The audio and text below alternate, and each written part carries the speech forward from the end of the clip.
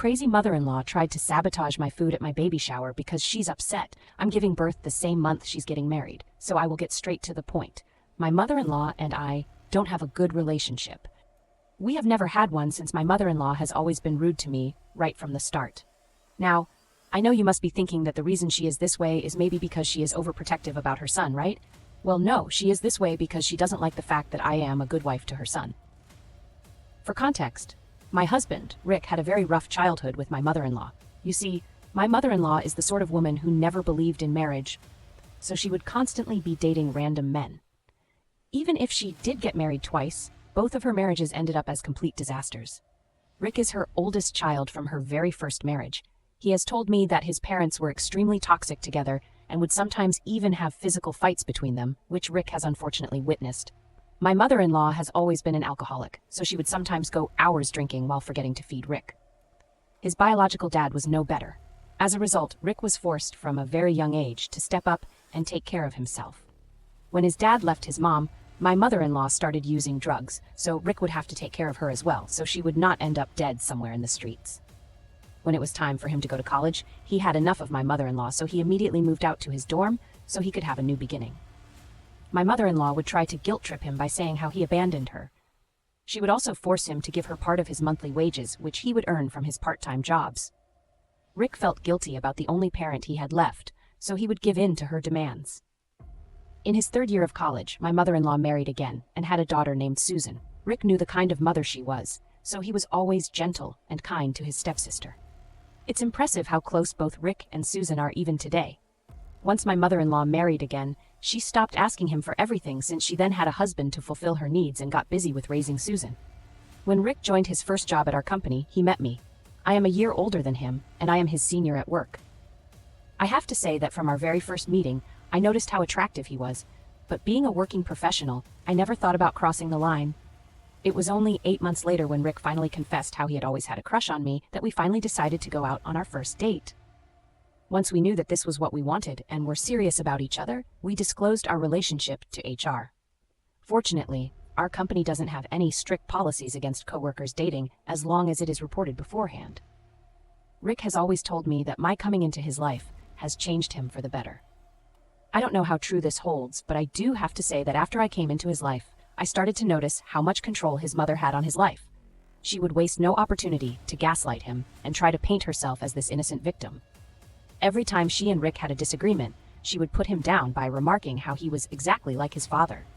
This would hurt Rick since his dad had abandoned them, and it was very painful for him to relive it.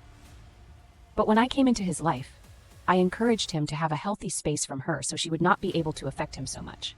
Since we have come into a relationship, I have noticed a positive change in Rick. He has stronger boundaries now with my mother-in-law. Now, Rick is the sort of man who loves bragging about his partner, me, even though I sometimes might get embarrassed, and is very open when it comes to complimenting me. It is one of his best qualities, which I absolutely adore. Whenever Rick and my mother-in-law talked, he would tell her how he loves being with me and how good I take care of him. I guess this is how my mother-in-law first started resenting me, because Rick would always tell her how his life is so much better now with me and how he has never been this happy.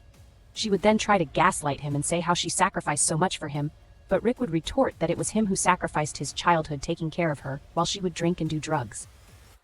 My mother-in-law hated hearing this since, according to her, the past should remain in the past, and would then scold Rick for bringing it up.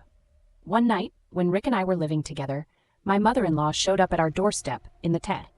Fortunately for the husband, he was done being manipulated by her and promptly kicked her out.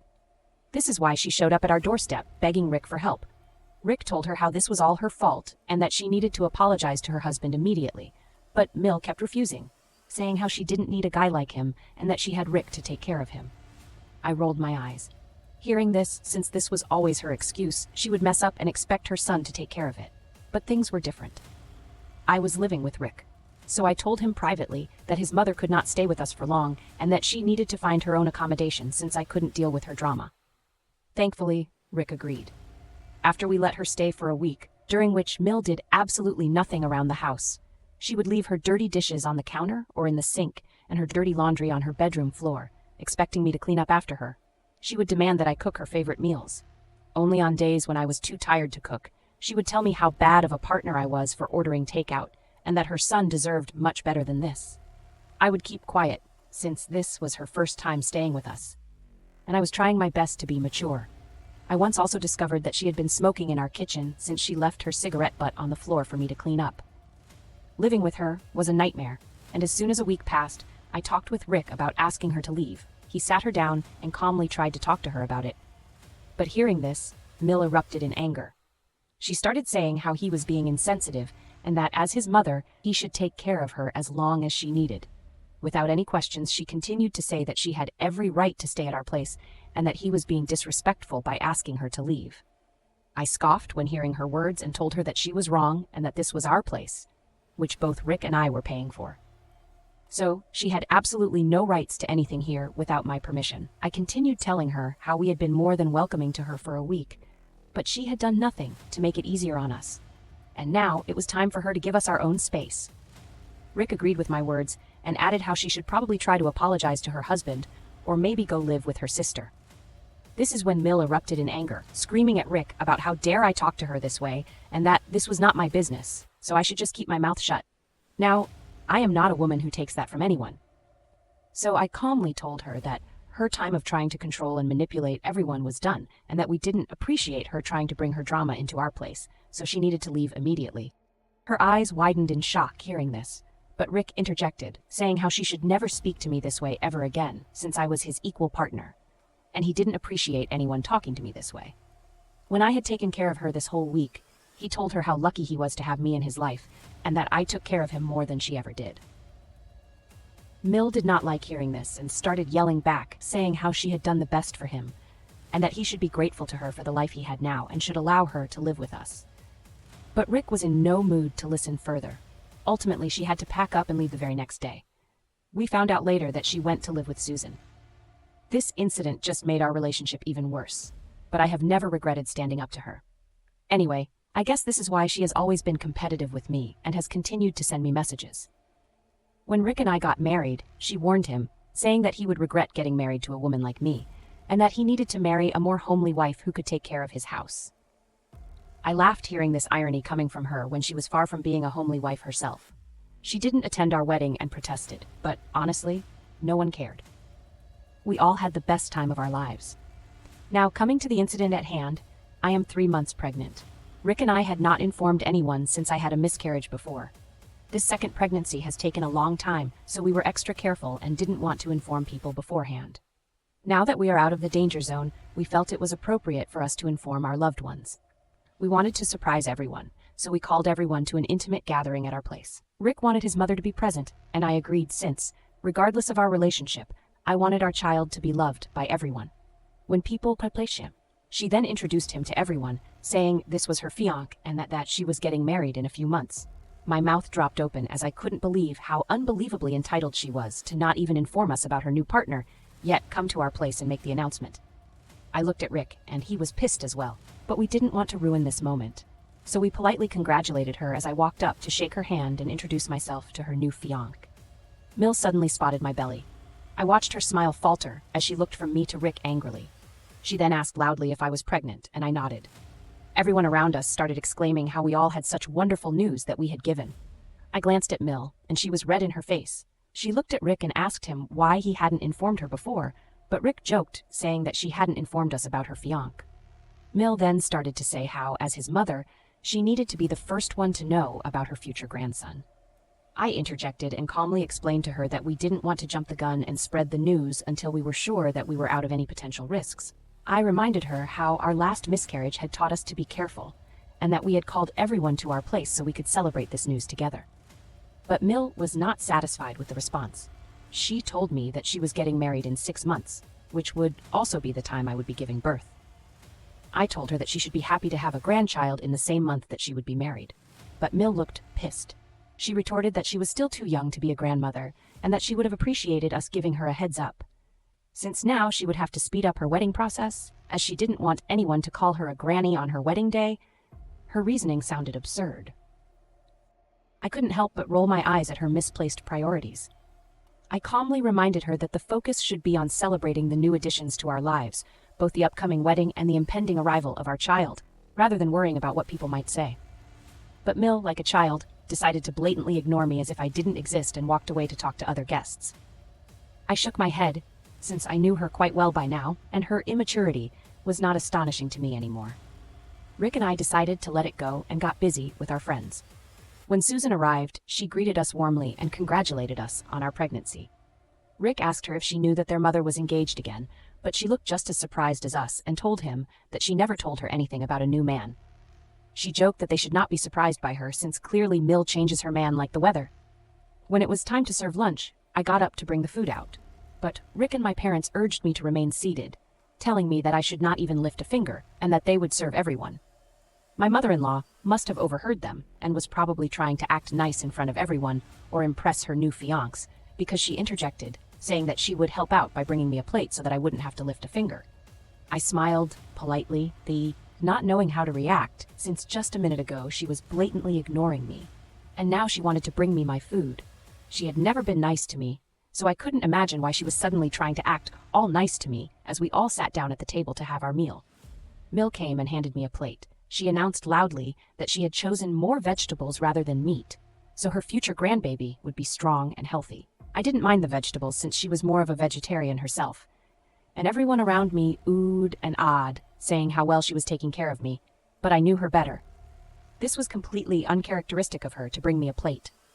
I looked at the food suspiciously, trying to see if she had done anything to it, but it looked completely normal. Mill brought out her plate and then went back to the kitchen to get herself a drink, which was quite usual for her. Unbeknownst to the people around me, I surreptitiously exchanged plates since she had brought a lot of vegetables as well, and hoped that she would not notice. I thought no one had caught me, but I caught her fiancé sitting next to her looking at me. But he didn't say anything, so I prayed that he would not tell her anything either before she could come back. I started gobbling my food so she would be less suspicious about what I had done. I watched her sit down next to me, and then she asked me if I was enjoying the food. I told her I was, and she told me that I should try out wisdom. This was the very plate she had given me, and I had exchanged it with hers. She took a sip of her drink but continued to cough. So she excused herself to go to the bathroom. I immediately whispered to Rick that we needed to talk since I didn't want to make a scene in front of everyone, worried that she intended to harm me by mixing something with my food. I told him what had happened. He looked at me incredulously when I recounted to him the entire thing and then asked me if I was sure about this. I nodded and told him that I didn't know what she had mixed up with the food, but I did exchange her plate with mine, and he could ask his mother's fiancé about it if he wanted. Rick assured me that he was going to take care of it. I tried to stop him, saying that we could confront his mother later, but he wasn't having it. He stormed into the house immediately, and I saw him talking to his mother's fiancé.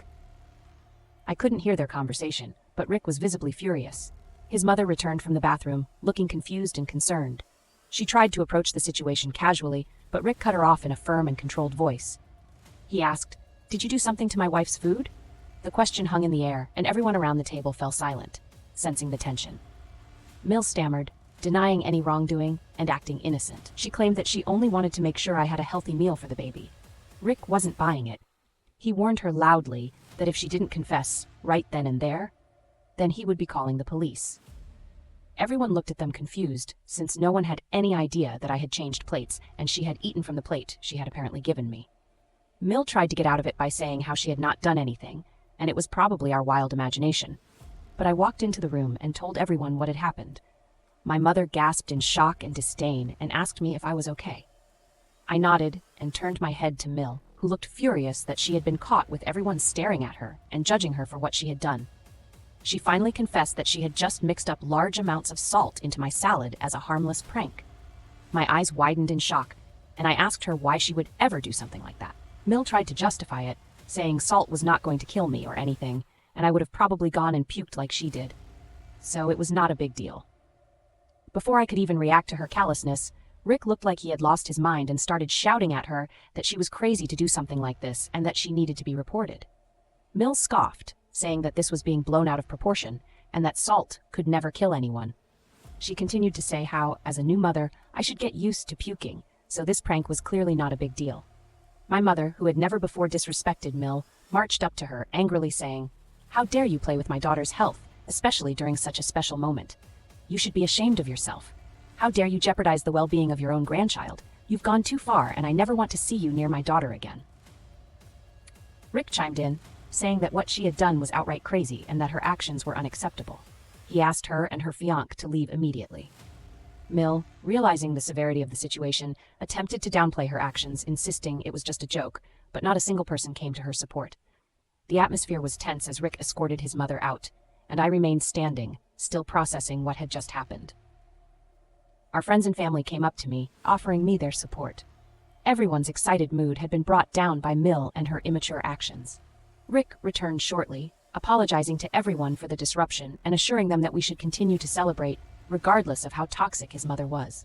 Since he was going to be a father for the first time, the mood had undoubtedly shifted, but our loved ones rallied around us, offering their support and understanding. Since that day, Rick and I have decided that we cannot allow our baby anywhere near his mother after what she has done. Clearly, something is inherently wrong with her, and we can't put my life and the baby's life at risk by allowing her to disrupt our lives. Update 1. Thank you everyone for your support and comments these past 4 days. To everyone asking why we even feel guilty for cutting her off, even after what she did, it's because Rick has never had a healthy relationship with a parent. He and his mom clearly have a toxic relationship, but it's not always easy for a child to cut off his parents, no matter how difficult they are. But because it is now about the health of our baby, Rick seems to. First of all, Rick went and talked with her about our decision, and they had a huge fight, which was quite expected. But after that, knowing that we don't want her in our lives, she keeps showing up at our place unannounced. She mostly does this during the weekdays, knowing that Rick would be at the office and I would be at home alone. Luckily, we already have cameras installed, so I never open the door for her. She hasn't done anything crazy, but comes around with chocolates or flowers. I never touch those things, since I have paranoia. Now, in case she has done something to them, Rick always comes back home and throws them straight into the bin. It's unsettling to live with this constant anxiety, and it has taken a toll on my mental well-being as well. We are hoping that eventually she is going to give up since she is blocked on our phones and we don't open the door for her either. My parents have been worried for me ever since the incident, and my mother comes over and stays with me whenever she can. For now, I am just trying my hardest to focus on this journey of becoming a mother and being as healthy as possible. For my child update 3. Hey everyone, thank you for everyone's continued support these last few months. I would like to apologize for not giving an update sooner. I've been quite busy with my life, but I have a very important update. Remember when I wrote that my mother-in-law would continue to show up to our place hoping to talk to me? Well, a few weeks ago, after repeated attempts to contact us, she left a letter in the mailbox. I opened it hesitantly, half expecting some manipulative plea or a guilt trip. To my surprise, the letter was more of a formal apology. My mother-in-law expressed regret for her past actions, acknowledging the harm she had caused. She promised to respect our decision and give us the space we needed by never contacting us again until we were ready to do so. I was shocked to read the letter, and when Rick came home, I asked him to double-check if this was really his mother's handwriting. Since this was quite unexpected, it turns out that she is married now, which happened way faster than expected. So probably she wants to turn over a new leaf, which I appreciate, and part of me wants to believe her sincerity. However, for the sake of our safety, we will continue to maintain our distance from her. For now, Rick and I are focused on preparing for the upcoming arrival of our child, hoping for a peaceful and stress-free environment. Thank you for watching. Subscribe for more.